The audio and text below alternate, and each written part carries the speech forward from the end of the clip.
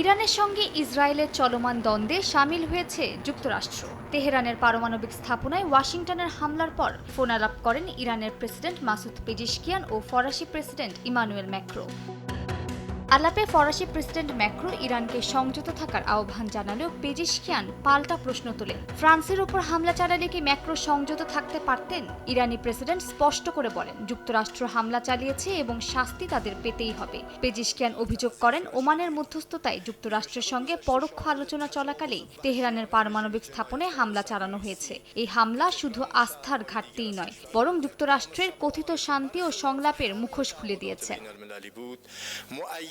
President আরও জানান, Iran কখনো যুদ্ধ শুরু করেনি, কিন্তু আক্রমণের মুখে আত্মরক্ষার অধিকার রাখে। তিনি আরও জানান, ইরান সংলাপ চাইলেও হুমকির মুখে তারা সিদ্ধান্ত পরিবর্তনে বাধ্য হয়েছে। রোজকার সাধারণ খাবার এখন হবে অসাধারণ। প্রাণ স্বাদের মশলা, স্বাদ বাড়ায়, ঘ্রাণ ছড়ায়। অন্যদিকে জার্মানির গণমাধ্যমে সাক্ষাৎকারে ইরানের উপপররাষ্ট্রমন্ত্রী মাজিদ তাখত রাভানচি জানান, শান্তিপূর্ণ উদ্দেশ্যে পরমাণু কর্মসূচি চালিয়ে যাবে তেহরান। তিনি বলেন, ইরান এনটিপির সদস্য, তাই এর আওতায় নিজেদের আত্মরক্ষার অধিকার আছে। মালিহা সুহরওয়ার্দী, সময় সংবাদ।